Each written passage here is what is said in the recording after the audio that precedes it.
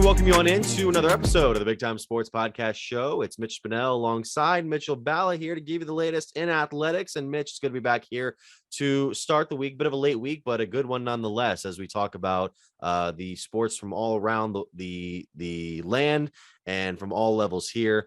And it's we were coming off a very blustery weekend, a very cold, icy weekend out upstate. And we'll be talking about that very soon. Mitch, it's better late than never. That's all I have to say to anybody saying, why is the episode put out on Monday? Better late than never. Blustery is a very nice way of putting it because it was freezing cold. It's rivalry week in college football. We have two special guests in this episode. It's the Final Four in state playoffs for high school football. I mean, this is great week, another great week, and a lot to unpack in this episode. Absolutely. And before we get into that, we want to remind you guys that we are all on the podcast platform, Spotify, Apple Podcasts, and SoundCloud. Spotify, along with this YouTube upload. First of all, thank you for watching. Be sure to like, subscribe, hit the bell. Our video podcasts and Apple Podcasts and SoundCloud are audio only. So be sure to look out for those. And of course, BigTimeSportsOhio.com. You can also go to at BTS Ohio on Twitter, Big Time Sports Ohio on Facebook and Instagram, and at Mitch Spinell, at Mitchell Balla on all your social platforms. So, Mitch, let's talk about that game we were at on Friday night in Parma, which is actually a stadium I had not been to prior to Friday night, but it was a good one nonetheless. Icy one between Massillon and Lake, both teams coming in with one loss, both with one loss on the season, and Massillon ended the game with still one loss. A 24-6 final that catapulted the Tigers into the state semifinals for the second time in 3 seasons. So, Mitch, that game was not an offensive fight, as Massillon has had many times this season. They've been one of the highest scoring teams. That being said, they did more than enough offensively while shutting down a Lake squad that has been keen on running the ball so far this season, especially in the playoffs.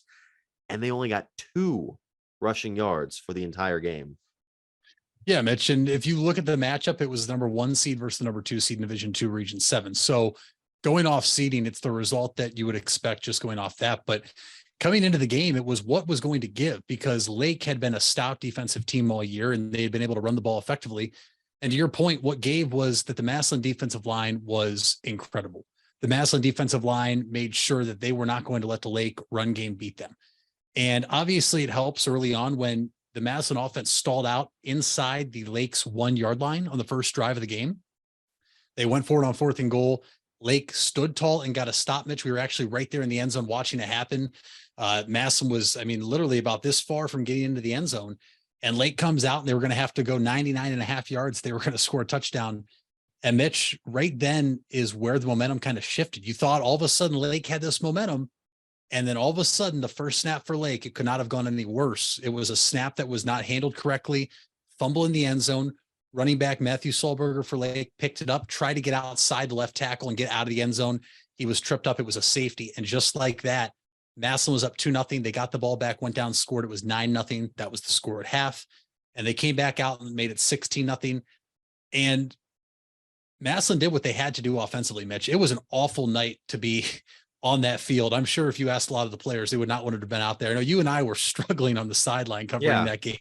The real field was 13. I told you at one point, the wind was whipping through Byers Field in Parma, but Massillon's defensive line is really why they are marching on. Yes, the offense put up 24 points, and you can, attribute that to the running game. We talked to Will Trell Hartson after the game, who tied the single season rushing record in Massillon, which now you have to assume he will break that Saturday or Friday night in the state semifinal game.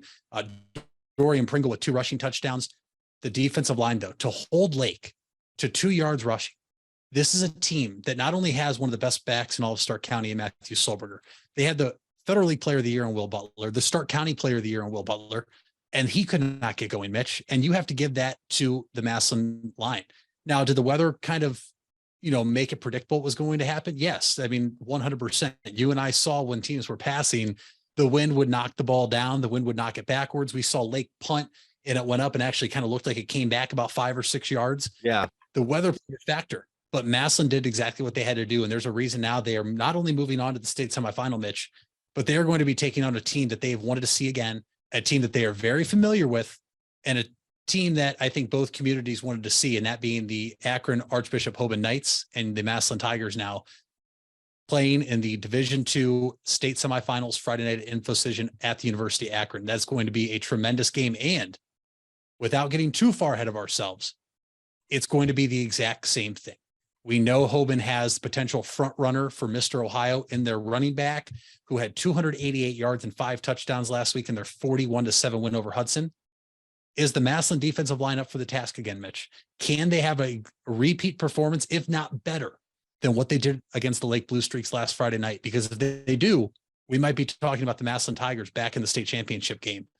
And if not, we might be talking about why Massillon's not there because of, as it sounds like right now. Obviously, nothing's official. This is just me speculating. Potential Mr. Ohio from Hoban. And just the only thing I want to say, Mitch, is it was a historic season for Lake.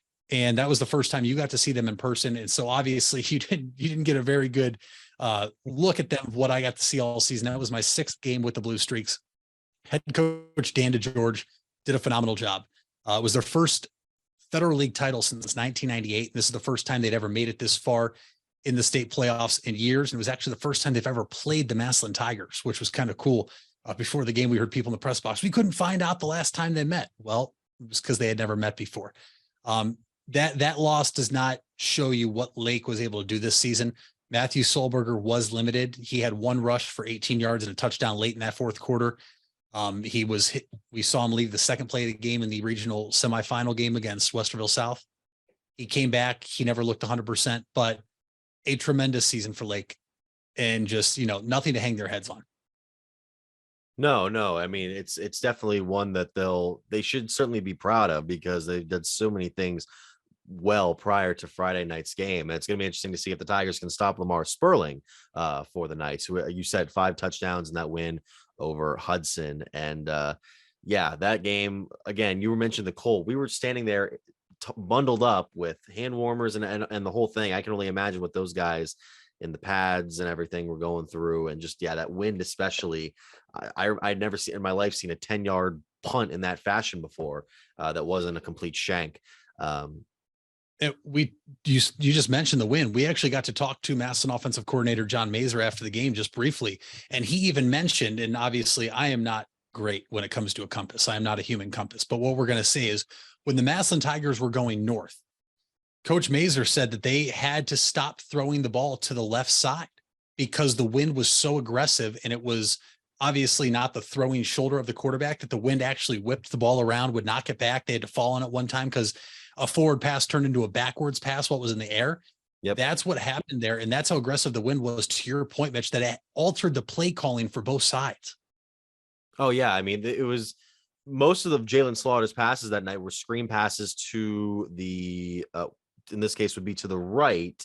Massillon sideline, yes. Yeah, to the Massillon sideline, because that's all they could do, basically. And that's how Dorian Pringle got one of his scores on a 5-yard throw on the left side. Also got in on a rush. So good night for Massillon. Again, they have a tall task ahead of them in Hoban, but the task is always tall when it comes to getting to these final 2 games. And we'll see if Massillon now, this is their 6th consecutive season where they get to the regional, at least the regionals, and we'll see if they can finally close it out in the state finals if they get there. So when we come really quick before we go to break, shout out to Indian Valley. They unfortunately saw their season come to an end against Steubenville this past Saturday in the regional finals. Matt Lancaster, he's been on the show before, had a great season, 10-4. The Braves went this year, and at times got a little overshadowed, admittedly, by teams like Garaway, who were like the toast of Tuscarawas County by going undefeated this year. But Indian Valley made it one more further round than they did. So I want to give a shout out to the Brave squad, guys like Colton Thomas, who were great players on both ways, especially at quarterback at the end of the year when Sam Carter went down with an injury, and that 2-way running back system they have for the Braves, really something special. And I'm sure they'll be back just as strong next year. So when we come back, we'll be going more over the other sides of professional sports and college sports right after this. 206 things in common. Our bones keep us up and moving, and we at Cleveland Clinic Union Hospital care about every single one of them. From the tip of your finger to a brand new hip, our orthopedic experts will keep you going while keeping you safe. For every break and breakthrough, for every bone and joint, for every care in the world. Get the care you need when and where you need it. Visit unionhospital.org. Invest a lot in your home and vehicle purchases. Van Nostrand Young and Associates want you to feel secure should anything happen to those investments. We partnered with providers like Grange Insurance and other industry leaders to be sure you're presented with the most complete coverage to fit your needs.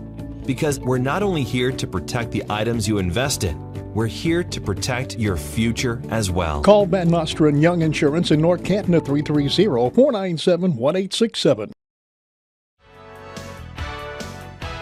You deserve the best. And at Ferris Chevrolet, Buick, Cadillac, Toyota, that's what you get. We consider you, the customer, to be part of our family. Anybody can make promises, but when you visit Ferris, you get the Ferris deal from a Ferris wheel. So if you're looking for a car, truck, or van, think Ferris.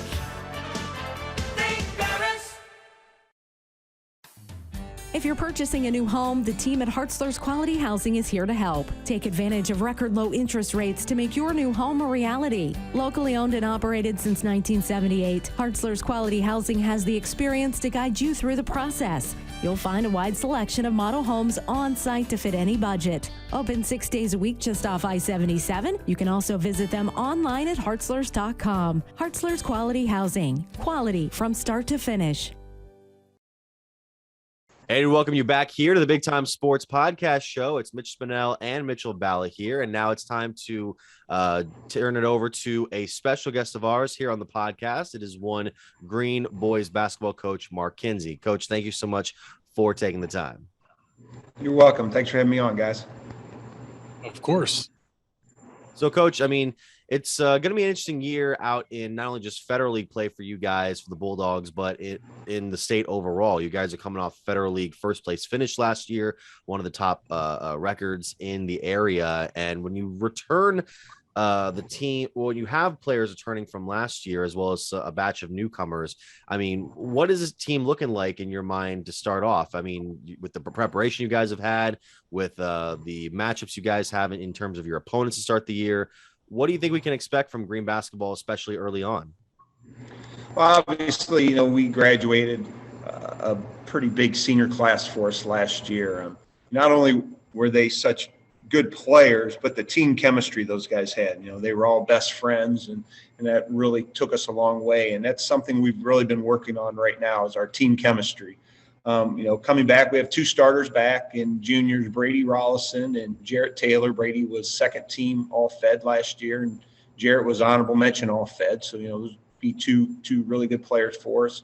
Another letterman, Ben Pine, senior, played a lot of minutes for us. He got hurt late in the year last year, and he was out during our playoff run. And we have a sophomore, Nick Bundelow, who played probably the second half of the season last year as a freshman. So those four lettermen coming back, with big blow, losing Antonio Martin to injury during football. But hopefully we can get him healed up and he'll be back next season. We also have a couple seniors that'll be in the rotation this year, guards Mark Danner and Luke Ickes. Looking for big things out of those guys. And junior Luke Jansen will give us some more size inside, and juniors Lucas Batong and Samino Manson will round out our varsity squad. Now, Coach, you mentioned you guys graduated a big senior class. So one of the guys you graduated, not to overshadow the others, but was one of the top players in the area in Zach Odo, who is now over at Walsh. We know Zach was a talented player, and we know he could score the ball, but he did a lot of other things for you. Obviously, I got to see you guys play a lot last season. What is it going to be like without having Zach Odo on the floor, and where can you expect to fill in some of the missing parts from his game now with other guys on this team? I think the best attribute that Zach had, he was our best player. He was Federal League Player of the Year, first team All-State, but he was our best teammate. I mean, Zach was the best leader we've had in a long time. But he would be okay with not scoring as long as we won. And just to kind of replace that's going to be a big challenge for us. A lot of that's going to fall on Brady and Jarrett.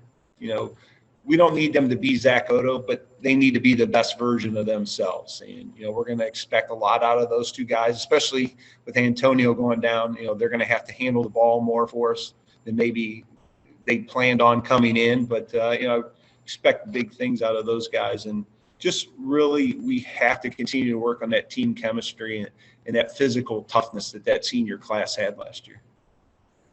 Well, Coach Kinsley, along with the upperclassmen that you do return, is there anybody that you think should be looked out for in terms of the underclassmen, the sort of guys that are really coming up into the varsity level? Well, obviously, sophomore Nick Bundelow, 6'8", kind of a wing player for us. He'll go inside, score inside, but he can also step out, shoot the three, and ball handling, good passer. So, his upside is really big. We also have another 6'5" post guy, big body kid inside. Luke Jansen's going to be a junior. I think he's really made some huge strides from last year to this year. And, we're excited to see where those guys kind of come out for us here in the next few weeks. Now, Coach, we know you guys were Federal League champions last year, and the Federal League is one of the toughest conferences in not only the area, but we know the state of Ohio, as we've seen plenty of teams make deep playoff runs, in recent memory. What kind of advantage does it set you guys up for playing in the Federal League once you get to tournament time? And, you might pick up a couple losses here in Federal League play, but the overall competition, how does that set you up for the postseason tournament? Probably the biggest thing I can say about the league is there's really no gimme games during the season. There's not, well, I can look at these 4 or 5 games and, we'll be all right. I mean, you got to play well. I think the best thing about the Federal League, if you win the league or, you're right near the top, you're probably going to be a top 1 or 2 seed in the district. And, so that puts you in a great position to be district champs. And, you get through the district, you're down with 16 left in the state. So just the preparation that it goes in each week, the coaching is very, very good in the league. Some of the teams that maybe have struggled the past couple of years, winning games are getting better. So it's going to be a fun year, I think, for the fans this year in the Fed. Well, Coach, alongside the Federal League slate that you guys have, out-of-conference games, among them your season opener, I believe, against Olmsted Falls this Wednesday. I mean, what can you tell us about some of your out-of-conference opponents? You have teams like Massillon Washington coming in there, Harding, Solon. I mean, especially early on in the season. I mean, how are you approaching those games compared to your in-conference opponents? Well, actually, the Olmsted Falls was supposed to be a scrimmage tomorrow, but they had to cancel due to sickness and illness, or a sickness and injury going through their team. But our non-league schedule, we try to see a number of different styles that we could possibly see, maybe not necessarily during the season, but come tournament time. It was funny, just between classes last period, some of the kids were asking, who do you think will be the toughest team in your schedule this year? And I said, probably out of conference, probably going to be Hoban. With Hoban, Solon, actually Warren Harding, they were in the district last year. Massillon, that's a new opponent for us. We haven't played them in quite a while. So I really like our non-league schedule. Also, you got to look at Stowe. We played them in the district final last year, and they lost 1 starter. They had 1 senior that they lost, so everybody back. So, we got to have a nice mix of styles within our non-league schedule that'll hopefully prepare us, for the Fed, but down the road if we're able to make a run come tournament time. And Coach, you mentioned seeing the different styles, and we know that in the past couple of years, the playoffs have changed. You now have the 3 super districts. What is your overall feeling on that? And, what kind of advantage is that for you in being able to more than likely pick where you want to play? I know we've seen other coaches say they love it because you don't have to play the same team for what some people would do as a 3rd time in Federal League play. What's your overall feeling on that? And, how big of an advantage is it for you guys to get out and, as we see last year, kind of pick where you guys want to play? I think it's best for everybody involved. I think for the most part, the top teams are able to move on to the regionals, which I think ultimately that's what you want. Not having to play the same team multiple times, even though we ended up playing McKinley 3 times last year. That's just how it happens. And I think this is best too, because it allows you to do what you feel is best for your team come matchup wise, right? We all have teams that we match up better against than some other teams. Like last year, Jackson was not a good matchup for us for whatever reason. Just there's, it was not a good matchup. So, we were glad that we didn't have to play Massillon for a third or Jackson for a third time. So I like it. It allows, teams in our league to kind of spread out a little bit, and, you don't have to knock heads, multiple times again with those teams. So overall, I think it's been very good for basketball in Northeast Ohio. Well, Coach Kinsley, I mean, you guys coming off as successful win as you've had, successful year from last year, along with a couple of other seasons here in the last few runs. What is the biggest thing you really want to push on your guys to make sure that they develop in this area the most by season's end? I think it kind of goes back to what I said earlier. Number one, our team chemistry. It's just, these guys, like I said, last year's team, probably out of our top 7 guys, 5 of them are best friends. They go on vacation in the summer. So, team chemistry, you don't have to worry about that. Right now, we have guys that maybe aren't necessarily great friends off the court. So we've got to really get better there. And the defensive end right now, we're not very good defensively to where teams in the past have been.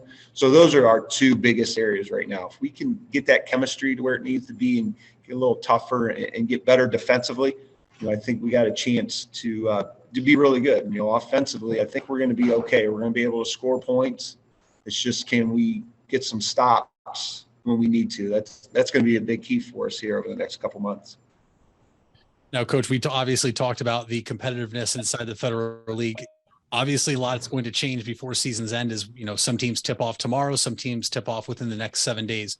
As a coach, what is the outlook from your perspective right now when it comes to Federal League? And, where do you really put your guys right now preseason? And, some of the tough teams you're going to play, who would they be right now? I would say, obviously, just coming from what they have back, McKinley should be the preseason favorite. They have the most varsity experienced players back than any of the other teams in the league. 2 teams I'm really high on this year, I think could surprise a lot of people. One's going to be Jackson. I really like their young kids. I think they're really talented. They're really good people. That chemistry is a huge part of basketball. I really see Jackson making some noise in the league, and I think Lake also. With Kassenheiser, he's as good as a guard as we have in the league. They got another wing guy that played a lot for him last year, and with Christopher coming in, I was very impressed with him. I saw him play a couple times this summer against us in summer league, and each time I saw him, I told our assistant, I said, I don't know who's going to guard him for us. We're going to have to figure that out. And I really think those guys, those couple teams could really surprise people. They might be sleeping on them a little bit. We think talent-wise, we can compete with those top teams if, we go back to those 2 areas of chemistry and defense. If they get better, hopefully come February, we're playing for a conference title at the end. And then, Coach, my final question for you, and I always like to ask this for opposing coaches and teams. We know what type of atmosphere it is when you guys play at home and the home court advantage you have. As a coach, though, what is the one school in the Federal League that is the toughest place to play environment-wise? I think probably the toughest, probably McKinley. I don't know. I enjoyed that the most, actually, because we were actually talking about it last year during practice, and the kids were talking about how hard it is to play there. I said, well, one of the reasons is because they're always really good. I said, they're always very talented. But for me personally, I like going there just because of the history. As I grew up in the history of Canton basketball and the all-city nights and just the talent that has come through McKinley over the years. For us and our kids, I think that's always kind of been the toughest place to play. So I would say McKinley, number 1. Well, Coach Kinsley, we really appreciate you taking the time to join us on the podcast, and best of luck to you and best of luck to the Bulldogs this upcoming season. You're welcome, guys. Thanks for having me on. All right, thank you, Coach. That's Coach Mark Kinsley on the Big Time Sports Podcast Show. We'll be right back right after this. When others treat your fries as an afterthought, all you're left with are cold, soggy fries. That's why Wendy's new fries are ones you won't forget, guaranteed to be hot and crispy, or we'll replace them. We're talking natural cut, skin-on fries, perfectly seasoned with a hint of sea salt. In fact, they're even preferred almost 2-to-1 over McDonald's. These are fries so hot and crispy, they beg a new question. What would you like with your fries? Try them today, only at Wendy's. At participating U.S. Wendy's, taste preference based on a national taste test by an independent research company. You asked for it and we listened. Buckeye Career Center is now offering Certified Nail Technician as an adult education program. This 216-hour course begins in November and will run Tuesday through Thursday evenings from 5 to 9 p.m. Learn manicures, pedicures, infection control, salon operations, and more. Other part-time certification courses starting this fall include phlebotomy and welding. Call 330-339-2288 to register or visit buckeyecareercenter.org for more information. If you're looking for a new or pre-owned car or truck, why not see the Parkway Auto Group? Parkway is a special group of automotive experts with 8 brands to satisfy your needs. Come see the difference at the Parkway Auto Group on Commercial Parkway in Dover. 8 brands and 1 family. It's Parkway Auto Group.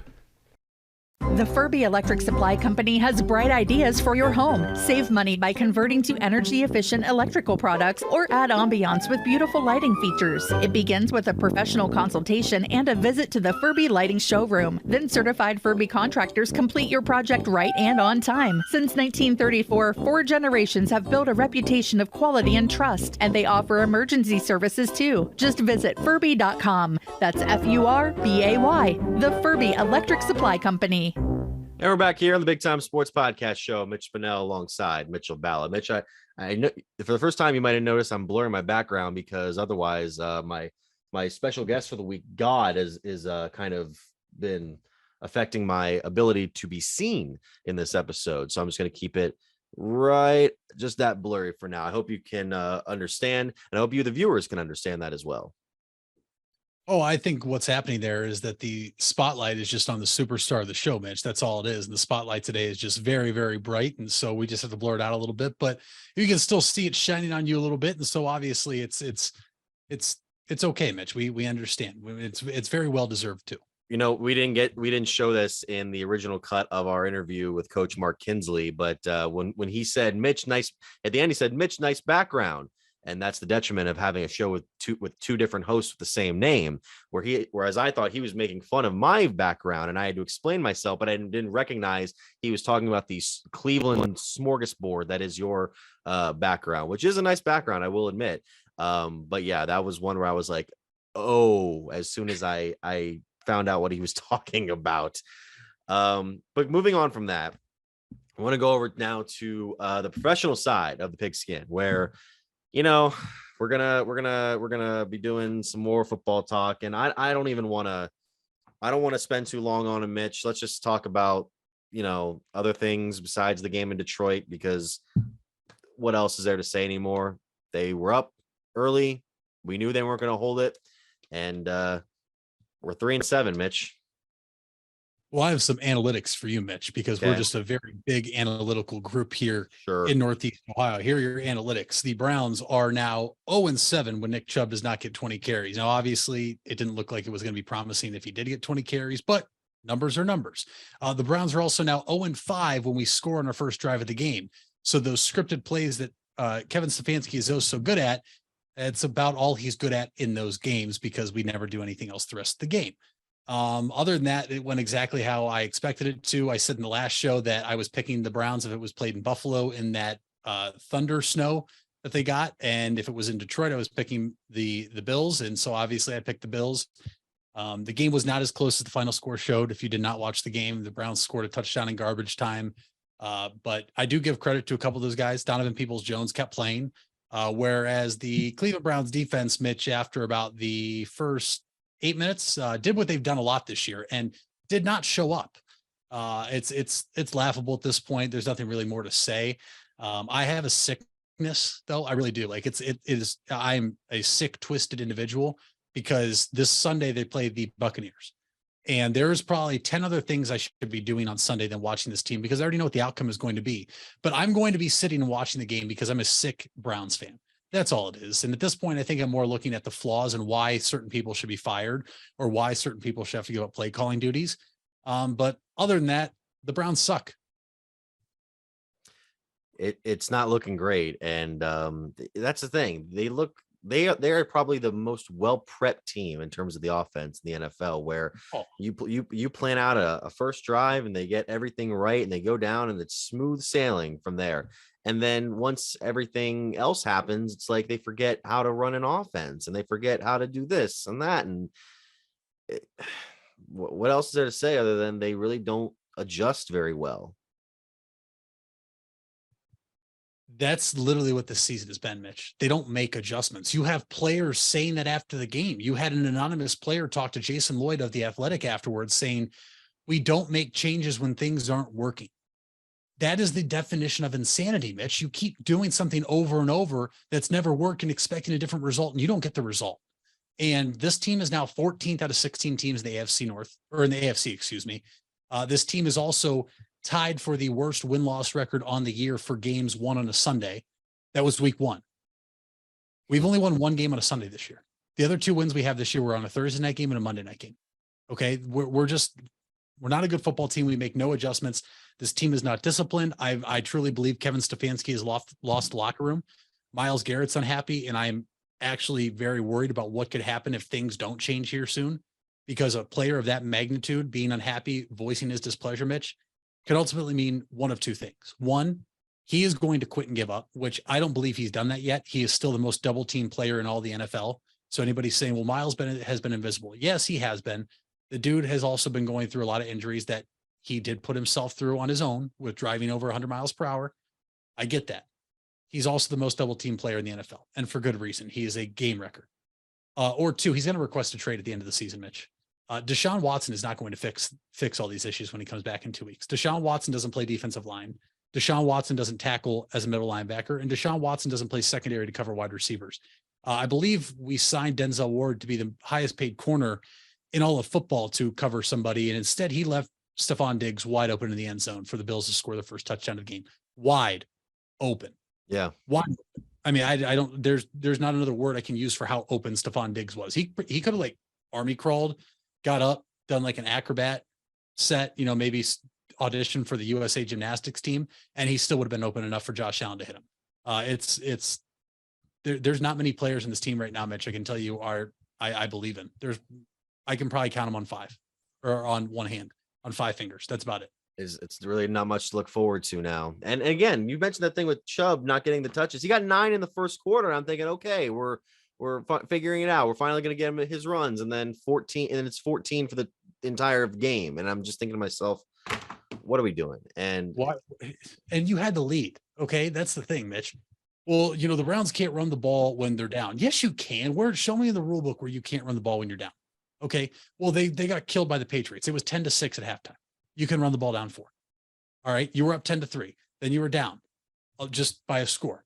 And you just stop running the ball. It doesn't make any sense. It really doesn't. I can't fathom it. And then the breaking point for me, Mitch, was weeks ago when I told you I was on the fire Stefanski train, calling a 3rd and 1 quarterback sneak and having it getting blown up in your face with a 3rd string center. And actually, he's not even your 3rd string center. A lot of people don't realize Michael Dunn is supposed to be your 3rd string center, who's an IR.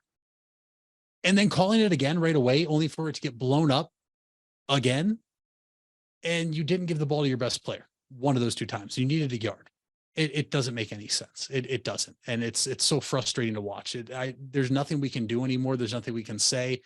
Obviously, if changes were going to be made, they would have been made by now. I think it's safe to say that. So everybody out there holding out hope for Joe Woods to get fired, you're wasting your time and energy. He's not going to get fired at this point.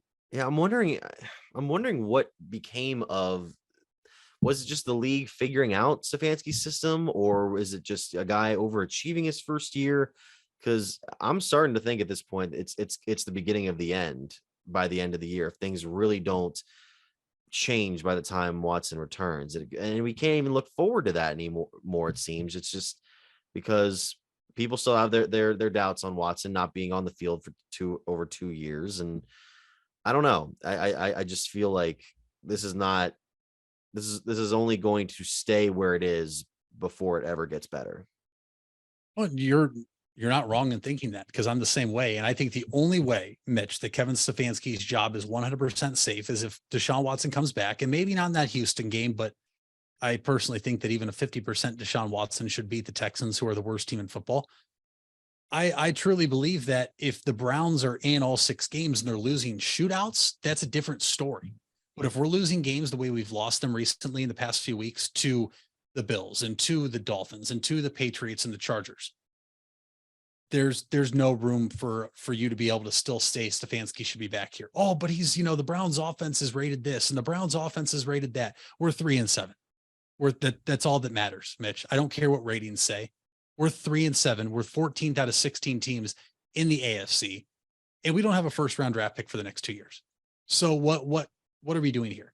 And I think the really interesting thing, Mitch, is you and I know as Browns fans, there's one game that always ends our season.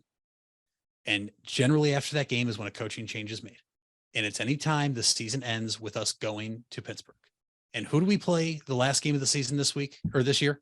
Oh, at the Pittsburgh Steelers. How fitting. If this doesn't get fixed, it's going to be the same thing we've seen our entire lives. We're going to go to Pittsburgh, we're going to lose, and there will be coaching changes made. There might be. I mean, we didn't really have the most high profile bad day in the NFL. I will give the Browns that. Could have gone to a couple other teams. One that I think we should talk about now is what happened, I believe, in Foxborough, because in one of the lower scoring games of the year, of this week especially, 10-3 Patriots over Jets. Look, you thought it was particularly bad when you first saw it, when I texted you about it, because at first I wasn't sure if it was that bad, and I was wondering, was I gaslighted for a period of 2 years because of the stuff that Baker Mayfield would pull in his own press conferences with the Browns? Then when I saw what happened with Zach Wilson in his press conference for the Jets, I was sort of like, okay, well, it didn't seem that bad at first, and then when it sinks in, it's like, oh, that I will say, Mitch, that could have been handled a little bit better than it was, and now it's caused this ripple effect that has led to a lot of loud Jets. I know it sounds like a given, but a lot of loud Jets fans online wanting Zach Wilson to be benched. And I don't know if you can bench him for Mike White, but it's not the greatest look, especially when you're not able to pick up the offense in a game where your defense really played well up until the very end. And I think you texted me actually right after the quote came out. And for those unaware, a reporter asked Zach Wilson if he felt he let the defense down, because the defense held the Patriots in check. It was 3-3 with about, I believe it was 15 seconds to go in the fourth quarter. Yes. And Zach Wilson said no. So yes, I think we may have both been gaslighted by Baker. That was an awful response by Wilson, because yes, you did let the defense down. You averaged 2.7 yards or 2.7 inches per play. Yeah. Your offense was terrible. It's so bad, Mitch. It's not even the Jets fans anymore. It's Elijah Moore posting to his Instagram story of him throwing a football during warmups that maybe he would be a better quarterback than Zach Wilson. A wide receiver who we know is not wanted to be there, and I personally think he's doing this now to get out of where he's at, posting a photo of him throwing a football because their quarterback is so bad. If you ask anybody right now who the worst quarterback in the NFL is right now, Mitch, majority, I believe, will say it's Zach Wilson. Just all-time bad response for him, and it was only one word, which is very funny. But the Jets are just, it's pretty bad. And Mitch, I think we saw a couple teams come back to reality this weekend while we stay on the topic of the NFL. The Jets lost the game, in which really the only couple teams I know could lose a game are the Jets and Browns, by giving up a punt return for a touchdown to lose the game at the end of the game. The Giants got smoked by the Detroit Lions at home. They are kind of coming back to reality. And Mitch, what time did that game kick off in Minnesota this week? Was it 4 o'clock? No, well, I think it was a little later though. I think if it was 4:25, that meant it was the late afternoon prime time game of the week. Sure. American Yeah. game of the week. Yeah. Oh, Yeah. and the Vikings got slaughtered and Kirk Cousins looked bad. Oh, okay. Dallas put one on them. That was the largest road victory. I think it was the largest road victory in franchise history for the Cowboys. So, that was fun. That was fun for Minnesota. And even the game that I wanted to talk about as well was the Monday night game, because San Francisco putting it on Arizona to the point now where I said at the start of the year, man, I thought he was gonna be the first one fired. I was wrong. I will give him that. I think I might be more right now that Kingsbury might not be back after this season, because that's not a great showing after after what's been going on. 38-10, where Jimmy Garoppolo's throwing 4 touchdowns and your franchise guy can put 10 points on the board. What are we doing here? It's tough because he is playing with 2 quarterbacks, but at the same time, Colt McCoy played well last week for them to get a win. And it's a hard thing because I'm with you. I don't think Cliff Kingsbury is a very good NFL coach. I think a lot of people feel that way. He did just sign a contract extension in the offseason, Mitch. So if they do fire him, they're going to owe him a lot of money. Right. That's a big issue. But the Cardinals, to me, are the exact same team, just in a different conference as the Cleveland Browns. You talk about all this talent they have and all these great players they have, and they have nothing to show for it. It's funny. It really is, because I truly believe that they're the Cleveland Browns of the NFC, because they have all this talent. They can't do anything with it. Their coach is holding them back. And we saw it last night. And Mitch, I have a hot take for you right now. Mm-hmm. I think the San Francisco 49ers are the best team in the NFC. You think that the overall best team, even though they're not number one? If I was at the window right now, I would tell you I'd have to put money on either the Niners or the Eagles to win the NFC. And obviously I'm saying the Eagles because they still hold the number 1 seed in the NFC. And that does mean something, being able to have the playoffs go through Philadelphia. Right. But right now, I truly think that you're going to see the Niners ultimately win the NFC West. And I do think that is the one team you are not going to want to see, whether it's at home or on the road, in the playoffs. I think the Niners right now, with Christian McCaffrey, Deebo Samuel being healthy, Kittle being back to what he was, Brandon Ayuk on the other side of Deebo Samuel, Jimmy Garoppolo just has to be able to get rid of the ball, limit his turnovers, and just, spread the wealth around, which is exactly what he did last night. The Niners, Mitch, we might be on a collision course for another Super Bowl rematch between the Chiefs and the 49ers. Great. I mean, I shouldn't be like that. I don't know. There's something about Super Bowl rematches, especially when they happen very immediately, that I'm just sort of like, because I like to see the variety when it comes to just the one game playoff. Speaking of teams in contention now, nobody's talking about Washington right now. They've won 5 out of their last 6.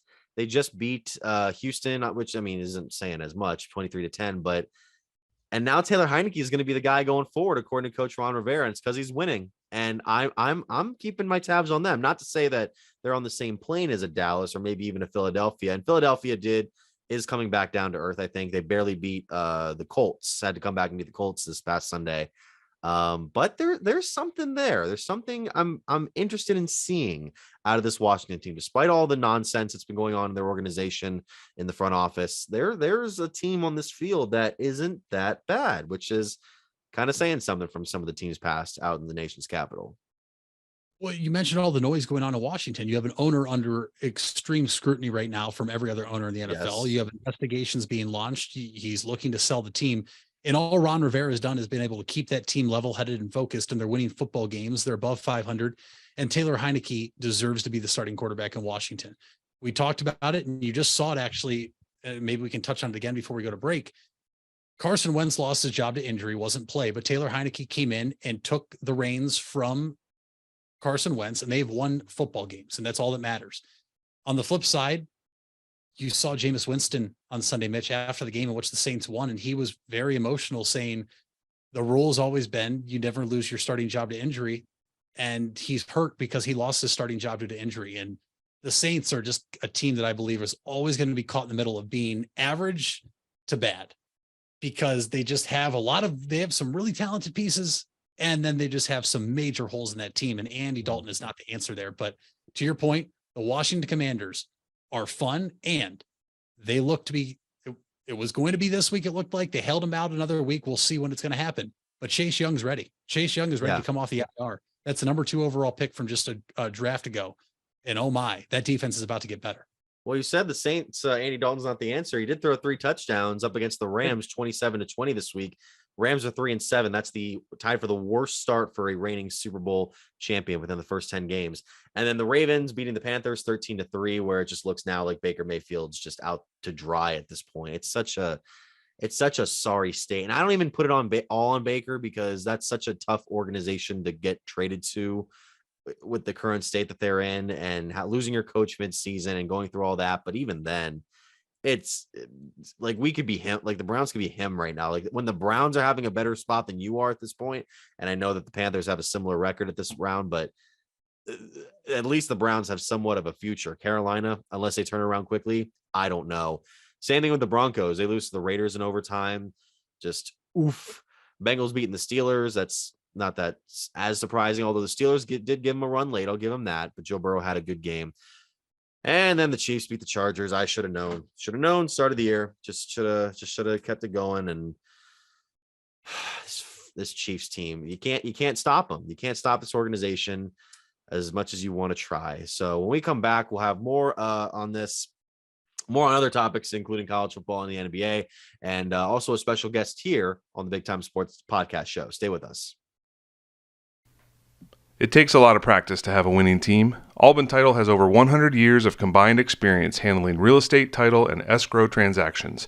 They serve Tuscarawas, Stark, Carroll, Harrison counties, and more. So choose Albin Title for your next home refinance, sale, or purchase. They'll get it done quickly and professionally. Contact Albin Title at 330-334-5800 or visit their website albintitle.com. Let them put their experience to work for you. Where you matter. You matter. Everyone plays a part. We all have a role. Each of us can make a difference. You do matter, and the best way to have a positive impact is to pay it forward. With each of us helping one another to cope, feel better, and know that we belong. Pass on the positivity today.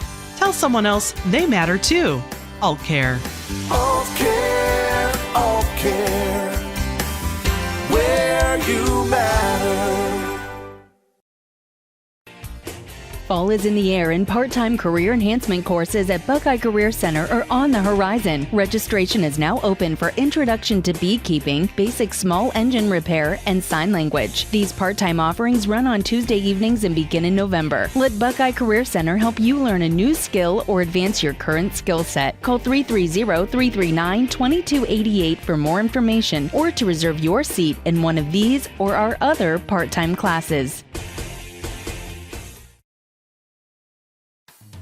If you're purchasing a new home, the team at Hartzler's Quality Housing is here to help. Take advantage of record low interest rates to make your new home a reality. Locally owned and operated since 1978, Hartzler's Quality Housing has the experience to guide you through the process. You'll find a wide selection of model homes on site to fit any budget. Open 6 days a week just off I-77. You can also visit them online at hartzlers.com. Hartzler's Quality Housing. Quality from start to finish. And we welcome you on back to the Big Time Sports Podcast Show. It's Mitch Spinell alongside Mitchell Balla. And now it's time for us to go over to a special guest here on the podcast, and one head coach of the Massillon-Jackson girls basketball team, Anthony Butch. Coach, thank you so much for taking the time. I appreciate you having me. Of course. I mean, we've had a lot of great guests on so far for this podcast. You are the latest entry among them. So when we go over now to this season, Coach, you guys coming in, starting off the season, kind of give us a brief synopsis of your team. I mean, you have, I'm sure, a number of returning players, a number of newcomers joining the squad. And what is it that if somebody were to not know much about Massillon basketball or Jackson basketball this season, what is one thing that you think is the most important aspect that the people should know?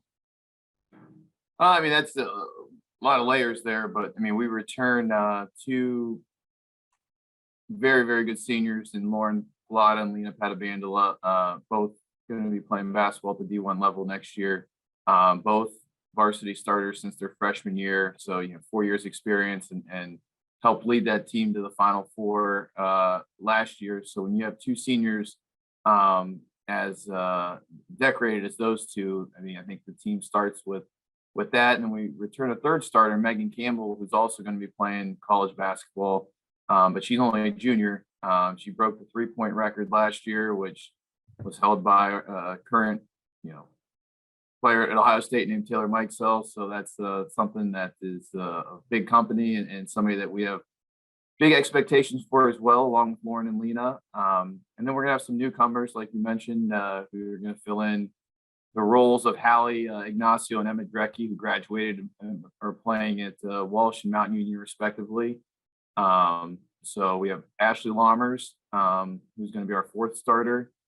She's a junior. And then the fifth starter is still kind of up in the air, but we got a collection of girls, Emily Rofe, and then two freshmen, Maddie Lepley and Claire Howard, who are going to round out kind of our rotation here to start.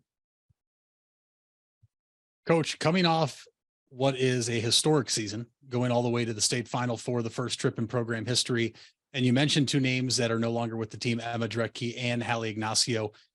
How do you replace that production? We know Drecky down low was a force to be reckoned with and a player that other teams had a game plan for.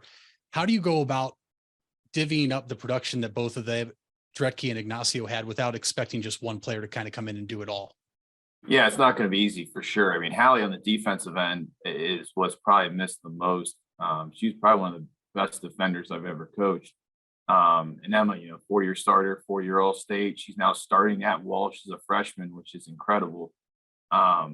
It's not easy. And I don't know if there's a single answer there. I think it's a collection of kids that are going to have to make up that production, along with Lauren, Lena, and Megan making a jump to another level with their play.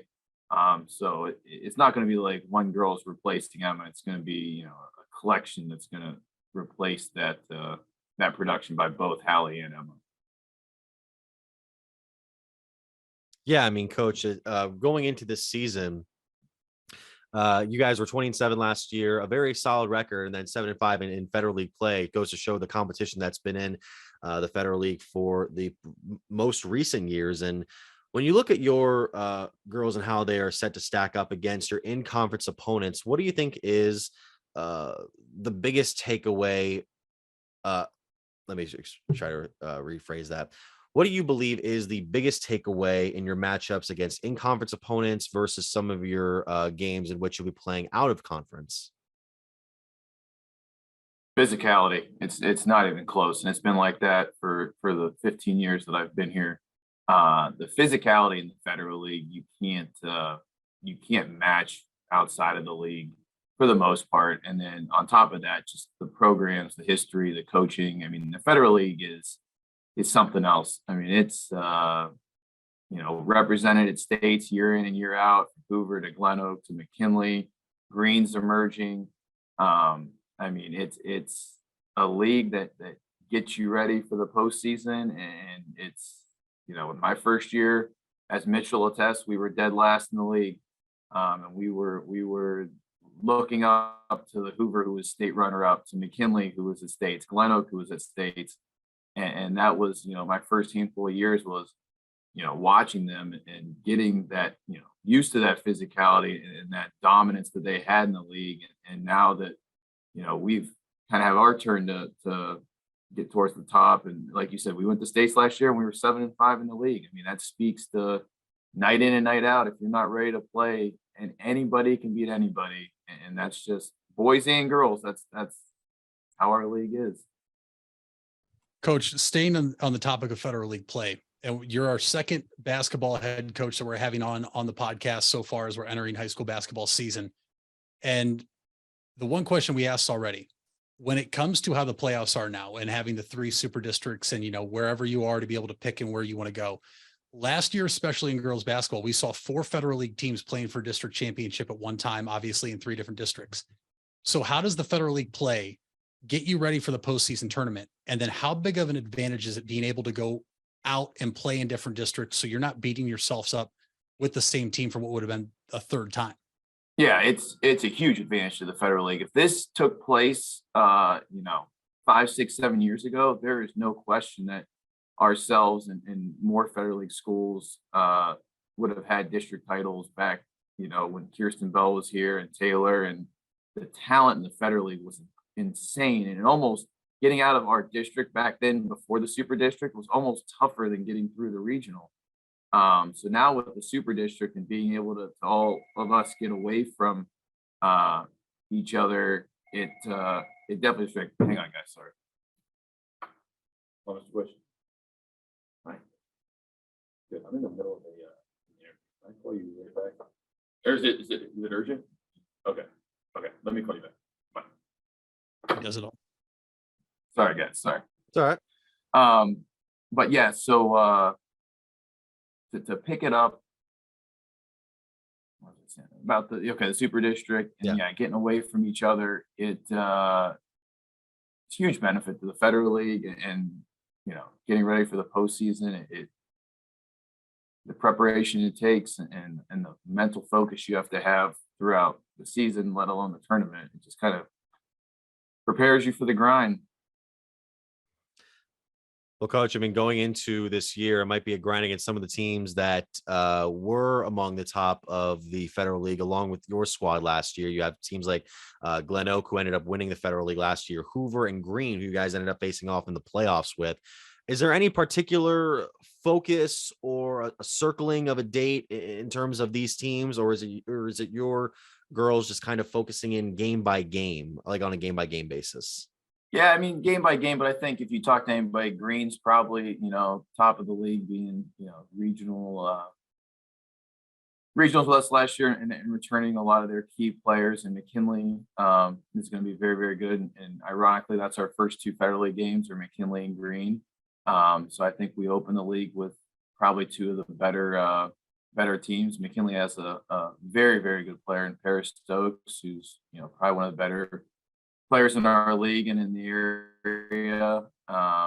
And Green starting five is as good as anybody starting five in the area as well. So we're going to get tested very early. And then, from there, it's not that we're slouching on the other four teams. It's just, night in, night out, great programs, great coaching. You got to be ready to go.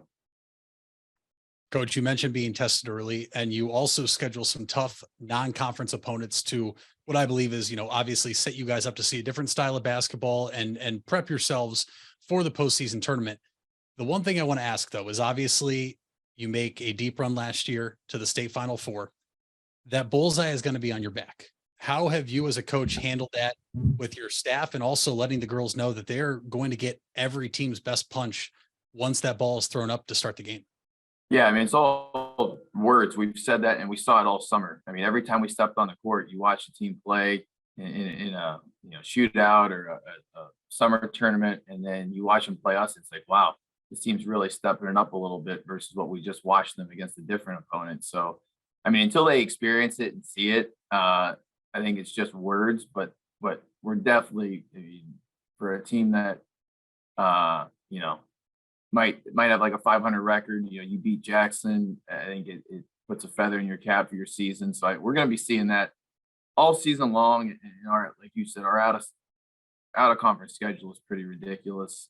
Starting right off the bat here in our Turkey tip off against Anthony Wayne, who was one of the other state Final Four teams, and we had some issues finding games, and when you make a run to state, I guess that.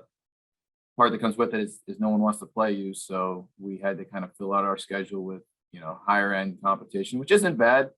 And it just, that combined with the Federal League, we're not going to have too many chances to exhale in our schedule. Coach, you mentioned that run to the state. I mean, after last season, I was actually there for your guys' game. And was there any particular message in going into the off season that you wanted to pass on to the girls, just to like make sure that they were able to work and develop into what they are now heading into this season?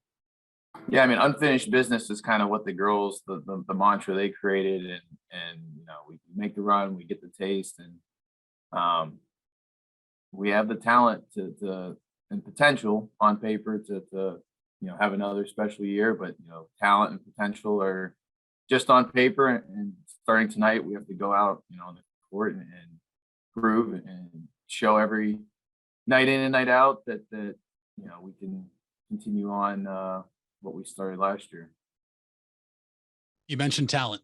You are one of the only two schools, or one of two schools in the state, I believe, that had two players in the top 25 to watch out for in the state of Ohio. And those two players being Lauren Pilata, a Dayton commit, and Lena Padabandla, a Wisconsin commit. And then not to be, outdone is Megan Campbell, like you said, who will play college basketball at the next level. But just talk about your two seniors and how talented they are, what they bring to the team. And, for those out there that aren't familiar with, girls basketball or just Jackson girls basketball in general, what it's like to have those two transcendent talents in your team. I mean, it's a blessing as a coach, and you even take a step back further.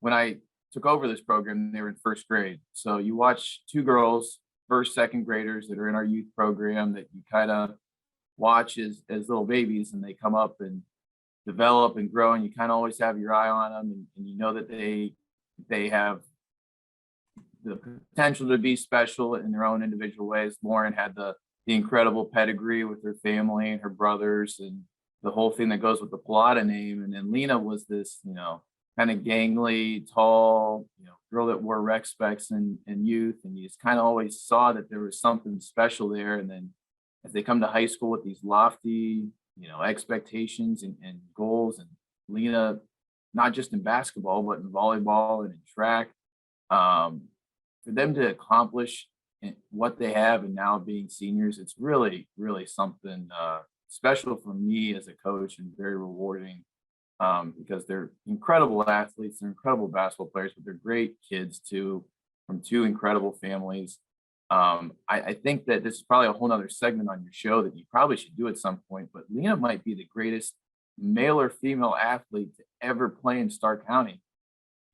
She's looking at, 10 potential district championships, state runner-up in track, state Final Four in basketball, 3 regional finalists in volleyball. I mean, the number of medals that girl has to have, it's well into the double digits. She was just named homecoming queen. I mean, her accolades as a person and as an athlete are insane.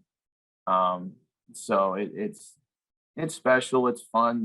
They make this whole thing worth it and enjoyable, and just really, really great kids.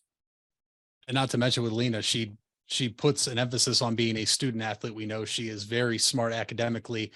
And staying right there with her, you mentioned the 3 sports she plays. There's a national debate, and we know that Lena plays multiple sports, Lauren does, as do some of your other players. Where do you fall on the line of a player at this age specializing in one sport or playing multiple sports at this age? I know some coaches believe they need to focus on one. Other coaches think that the more sports you play, the better. Where are you on that? No, make the most of your high school experience. I mean, Lauren had an offer to play lacrosse at Ohio State and basketball at Dayton. Lena, I mean, her offers were, outrageous in every sport. I mean, so to tell a kid to specialize in one sport is selfish by the coach. I mean, you have one chance to be a high school athlete. If you're talented and athletic enough at a school like Jackson to excel in multiple sports, it's silly not to. And Lauren's brothers kind of paved the way for Lauren to be a multi-sport athlete, Lena to be a multi-sport athlete. And they both are going on to be, college basketball players, and I believe very successful college basketball players. So an athlete should make the most of their 4 years that they have in high school, because they're making memories they're never going to forget. I 100% agree with that. And my last question for you, Coach, and I'm trying to ask this for any coach we have on, but especially the Federal League coaches. We know that you've touched on it multiple times so far. Never a night off. We know that every gym has their advantage when a team comes there. But as a coach, what is the one spot in the Federal League that you believe is the hardest place to go play? Ooh, great question.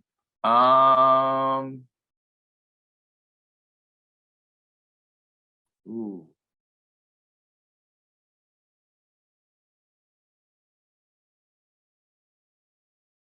For me personally, I would say Hoover because of all the extra weight and pressure and just walking into that gym, there's something about it. For me, just personally, I think to play in, I would probably say the field house because the depth, and I feel like we always don't shoot it particularly great there, and it there's more nostalgia. But I would say just for the rivalry and just some of the games I've been a part of at Hoover, walking in there always probably gives me the most pause of any of the gyms. But very good question, Mitch. You're a much better podcaster than you were an Algebra 1 student back in the day. You know that? I mean, you're a good math student, but you are a very, very good podcaster. You listeners out there, Mitch was one of my former students, and I am very proud of what he's become here. But he's a better podcaster than he was an Algebra student. What do you think, Mitch? Well, I've said on the podcast multiple times when we're talking numbers and stuff that, I need to be double checked because I was never good at math. So I'm glad I'm here now and not having to talk about math. That's why you are teaching math, and I'm nowhere near that field. I was never good at math, but I do appreciate that. You're doing a great job, Mitch. Thank you. Well, I mean, Coach, we really appreciate you taking the time to join us today. And again, best of luck to you and the girls, the Polar Bears, throughout this entire 2022-23 season. Really appreciate it. I appreciate the time, and you guys are doing an awesome job. So keep up the good work. Thank you so much, Coach. And that is Coach Anthony Butch on the Big Time Sports Podcast Show. We'll be right back right after this. Hard work is something you're accustomed to. You deserve the best. And at Ferris Chevrolet, Buick, Cadillac, Toyota, that's what you get. We consider you, the customer, to be part of our family. Anybody can make promises, but when you visit Ferris, you get the Ferris deal from a Ferris wheel. So if you're looking for a car, truck, or van, think Call Van Ferris. Nostrand Young Insurance in North Canton at 330-497-1867. Hard work is something you're accustomed to. You deserve the best. Van Nostrand Young Chevrolet, understands Buick, that principle. Cadillac, Toyota, that's Our what you access get. is achieved with We organizations consider like you, Grange the Insurance. customer, to be part Safety of and our prevention family. specialists utilize our Anybody Van can Can make assessments promises, process but to when ensure that visit you Ferris, and your colleagues get are in the Ferris best wheel hands. from a Ferris wheel. You want the safest So if you're environment for your looking for a business, car, truck, or and van, we can guide you there. Call Van Nostrand Young Insurance in North Canton at 330-497-1867. If you're purchasing a new home, We the all team have at Hartzler's 206 Quality things in Housing is common. here to help. Our Take bones advantage keep of us up record and low moving. interest rates to And make we your at new Cleveland home a Clinic Union reality. Hospital Locally care owned and about operated every since single one of them. 1978, From the Hartzler's tip of Quality your Housing finger has the to a experience brand new to guide hip, you through the our process. orthopedic You'll experts find a will wide keep you selection going of model while homes keeping you on safe. site to fit any For budget. every Open break 6 and days a week breakthrough, just off for I-77. every bone You and can also joint, visit them for every online at care in the world. hartzlers.com. Get the Hartzler's care you Quality need Housing. when and where you Quality need it. from start to Visit finish. unionhospital.org. When others treat your fries as an afterthought, all you're left with are cold, soggy fries. That's why Wendy's new fries are ones you won't forget. Guaranteed to be hot and crispy, or we'll replace them. We're talking natural cut, skin-on fries, perfectly seasoned with a hint of sea salt. In fact, they're even preferred almost 2-to-1 over McDonald's. These are fries so hot and crispy, they beg a new question. What would you like with your fries? Try them today, only at Wendy's. Participating U.S. Wendy's. Taste preference based on a national taste test by an independent research company. All right, so folks, due to a few technical issues, Mitchell Balla won't be joining us for the final segment, but Mitch Spinell, will be kind of filling in to talk of the rest of the episode. So we start off back in college football. We were talking about Ohio State's win up against Maryland. So Ohio State didn't have the greatest week. It was a 43-30 final in which the Buckeyes didn't have their most fantastic game, but CJ Stroud and company did enough, particularly from one running back in Dallin Hayden, who had a very solid game, 27 carries, 146 rushing yards, and 3 touchdowns to help the Buckeyes pass a Terps team that was playing particularly pretty well. And the Terps are not bad this year. They're at 6-5 currently after the loss to Ohio State. Now, as you go into the big week, it's the big one, Michigan versus Ohio State, numbers 3 versus number 2 in Columbus. And Michigan has not won in Columbus for, I believe, at least 2 decades. The last one was in 2000, if I'm not mistaken. So we will see potentially what I hope to be is an amazing game with Ohio State because of my bias, going out on top over the Wolverines and then moving on to win the Big Ten championship. Now, could we see Ohio State and Michigan in a rematch in the college football playoff based on a final like this? The game would obviously have to be very close, like Mitch alluded to, that 2016 game that went to overtime with the Buckeyes, who were also number 2 at the time, to number 3 Michigan, pulling out such a victory. And I'm looking at these games right now from this past week, and a lot of these ones just were kind of strange in the top 5. You had top-ranked Georgia getting out to a 16-0 lead over Kentucky, and then the offense just kind of stopped after that. They kind of had to play a little bit safer at the end, and the Wildcats ended up losing 16-6. You also had Michigan pulling out a close game up against Illinois. Now, Illinois is ranked near the top out in their division of the Big Ten, and they'll probably be the representative in the Big Ten championship game against either Ohio State or Michigan. So there's that. We also had TCU pulling out a very, very close win over the Baylor Bears, in which TCU had to rush to get their field goal unit onto the field with the clock ticking down, and they kick a field goal to win the game and keep their playoff hopes alive. The last hope for the Big 12 to be represented in these playoffs. And then we go over to South Carolina versus number 5 Tennessee, in which Spencer Rattler, a former Big 12 quarterback at Oklahoma, made it rain on the Volunteer defense. And as if that wasn't as much of an insult enough, just a tough break for Tennessee to not only lose that game, but to also lose your Heisman-worthy quarterback, Hendon Hooker, with apparent ACL injury. Is a tough break for his Heisman chances, tough for Tennessee's playoff chances. They're done after this. They're not going to be coming back, especially with the loss already to the Bulldogs of Georgia. And it's unfortunate. It's unfortunate because this was one of the top Tennessee squads in a long, long time, and we will not be seeing them in the championship round. Now, as for who we can see in the championship round, you can still probably going to get Georgia in there as number 1, barring LSU doing something crazy in the SEC championship. And by the way, the Tigers ended up beating Alabama Birmingham 41-10. So they probably had one of the easier weeks among the top 10, along with Alabama's 34-0 win over Austin Peay. You could have the SEC champion in there. You have the Big Ten champion in there, most likely. Then you would have some choices to make. You'd obviously have TCU in there as well if they win the Big 12 title game. So that's 3 potential spots already full. Could we see the Pac-12 being represented in this championship? Because the USC Trojans outlasted UCLA 48-45 this past weekend. Number 7 at the time, the Trojans against the 16th ranked Bruins. And Caleb Williams had a pretty standout game that I think skyrocketed his Heisman chances. Not to make him necessarily the favorite, but he gets up there. 32 of 43, 470 passing yards, and 2 touchdowns to 1 pick.